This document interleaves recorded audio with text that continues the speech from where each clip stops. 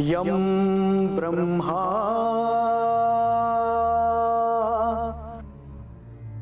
वरुणेंद्र रुद्र मरुतः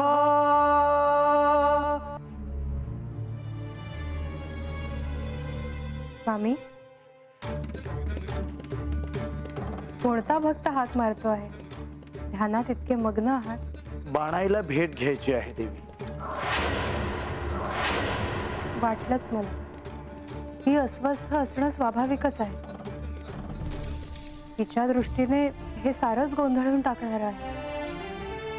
अशा वेळी तिला तुम्हाला किंवा मला भेटावं असं वाटणं हे स्वाभाविक आहे. त्यात नारद मुनी तिला भेटून आले आहेत, त्यामुळे ती आणखीन गोंधळली असणार. परंतु सध्या तिला प्रतीक्षा करू दे. लगेच भेटायला नको. म्हाळसाला ते आवडणार नाही. आणि आता आणखी नवीन वाद नको. श्री म्हाळसा देवींची अशी गुप्तचर यंत्रणा आहे ज्यामुळे त्यांना गडावर कुठे काय घडतंय हे सगळं कळतं. बानूला प्रश्न पडले तर तिने काय करायचं हा प्रश्नच आहे. श्री खंडेराय तर तिला सप्ताहातून एकदाच भेटू शकतात.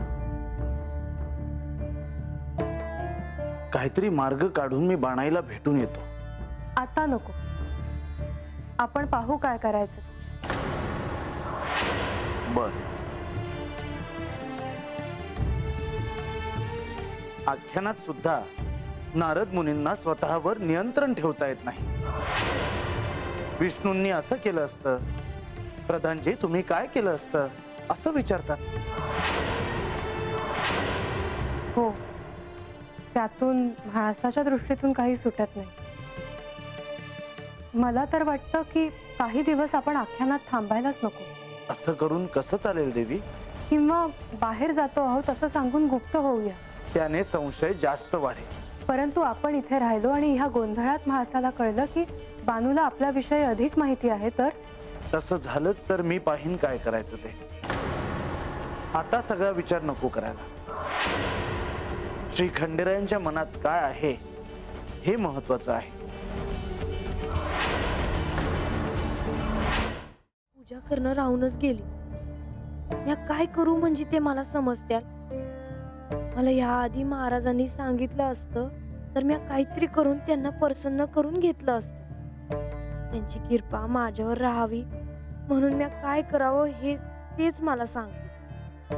आज मी मला त्यांनी त्यांच्या मूळ रूपात दर्शन दिलं ते दिस आठवतं. मला त्यासनी भेटायला पाहिजे. कधी एकदा त्यासनी समज विचारते हाय असं झालं आहे मला. परिणामजी.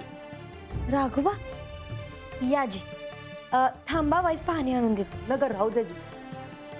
काय काम होतं जी? प्रधानजीसनी सांगावा द्यायचा आहे. त्यासनी सांगायचं आहे का म्या गडावर त्यांची भेट घ्यायला थांबते आहे. काय बी झालं तरी मला त्यासनी भेटायचंच आहे. जी म्या सांगावा देतो जी. पर म्या गडावरून विचारून आल्यावरच तुम्ही वाड्यातून बाहेर पडायची. पर तुम्ही सांगावा द्या जी. ते नाही म्हणणार नाहीत. नाही तसं नाही. पर प्रधानजी जर देव आणि देवी संघ असत्याल तर मग काय करावं जी? हा, प्रधानजी देवांसंग असत्याल तर चालल. ते लक्ष्मी देवींसंग असत्याल तरी बी चाल. पर ते म्हाळसाताईंसंग असत्याल तर जरा येळ बघून बोला. भाईजी म्हणून म्या म्हणलं म्या पुण्यांदा गड उतरून सांगावा देतो जी. चालल तुम्ही आजी. उगा येळ नग जावडाया. हा जी येतो जी.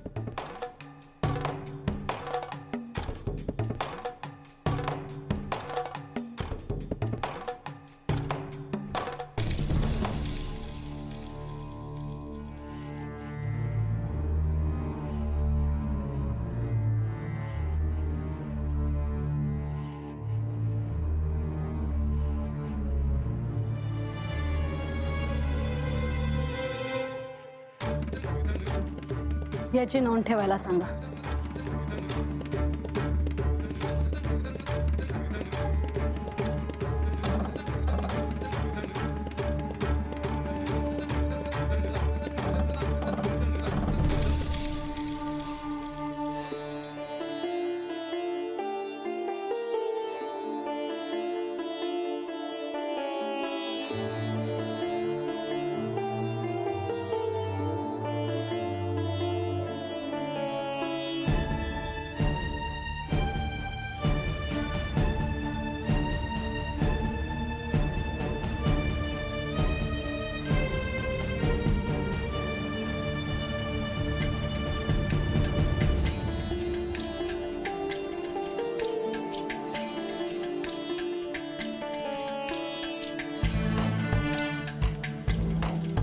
माझ्याशी बोलणार नाहीस का? मी रागवले आहे तुझ्या. पण मी काहीच नाही केले. असं तुला वाटतं, पण तू जे वागतोस ते मला दिसतं. मग मला हे सांग की मी काय चुकलो? तू आधी माझ्या समोर ये, मग सांगते. नीट उभा राहा. आता तरी सांग. राज्यसभेत बानूच्या बाजूने बोलायला तुला कोणी सांगितलं होतं? कोणी नाही. तेच म्हणायचे आहे मला. मग कशाला मध्ये बोललास तू? ह्या क्षणी बाणाची अवस्था संभ्रमाची आहे, म्हणून मी हस्तक्षेप करतो. माते, तिचे उत्तर मी देतो. ते होय, पण मी काय चुकीचं बोललो का? तू काही चुकीचं बोलला नाही. माझीच काहीतरी चूक आहे.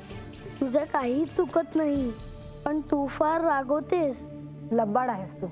नाही ग माते, मी तुझ्याच बाजूने आहे. खोटं.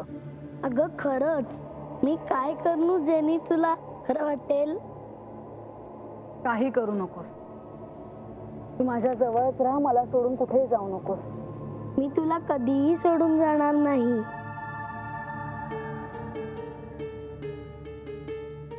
पण तू माझं एक ऐक. काय? तू कोणावर रागवू नकोस. ध्यानात ठेवेन मी. प्रधानजी बानूला भेटायला गेले होते हे कळलं आणि मी त्यांना भेटायला आले. तुम्हाला ठाऊक होतं का प्रधानजी कुठे गेलेत ते? हो, न सांगून जाण्यासारखं काहीच नव्हतं.